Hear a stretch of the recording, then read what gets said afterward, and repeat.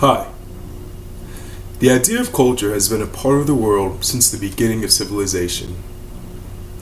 To define it, many consider it to be the beliefs, customs, or arts of a particular society. Culture can define a group of people or simply be used as a tool to remain familiar with their origins. Many societies have a thing called a rite of passage.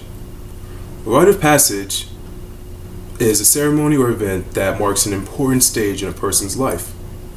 For example, a birth, undergoing puberty, a marriage, or sometimes even a death. Sweet Sixteens and quinceañeras are examples of a celebration when a child reaches a certain age. A rite of passage can also have a religious aspect with things like confirmation for Christians and the equally as well known bar and bat mitzvahs for the Jewish community. The words bar and bat mitzvah literally mean son and daughter of the commandment. Bat mitzvah is Hebrew, while bar mitzvah is Aramaic. Bar mitzvah was always considered earlier than bat mitzvah.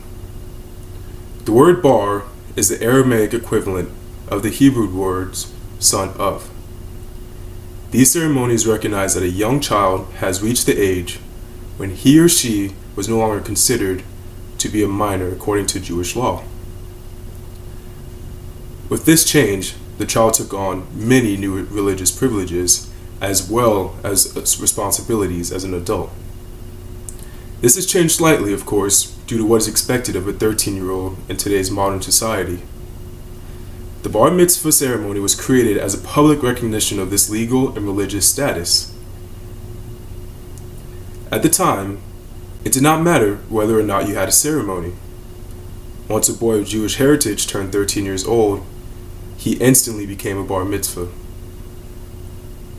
What we're familiar with now are the large ceremonies that are held for the child.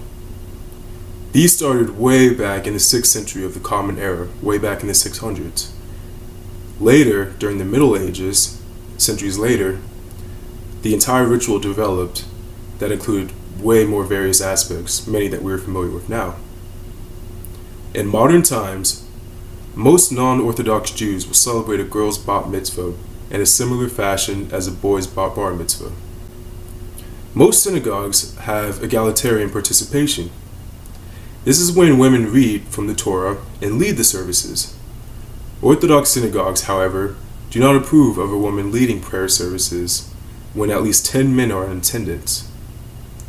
Orthodox communities, which are considered by many to be the most strict, have bar mitzvahs celebrated when a girl reaches the age of 13.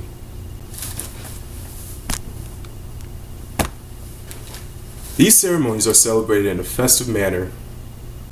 The child usually delivers a learned passage at the table before the invited guest, usually consisting of friends and family. These guests in return offer them presents and will sometimes give a short congratulations, which is much like a toast. The child's rabbi or teacher, whoever taught them the material that they read, usually gives them a blessing during the ceremony as well. The reason I chose to teach on this subject is because bar and bat mitzvahs were a big part of my childhood. I'm not Jewish, but many of my friends growing up were. Seeing what a huge deal it was to them, celebrating in front of friends and family, allowed me to really appreciate the rituals for what they were. The festivities were always incredibly fun too.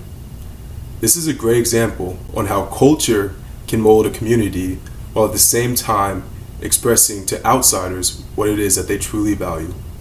Thank you.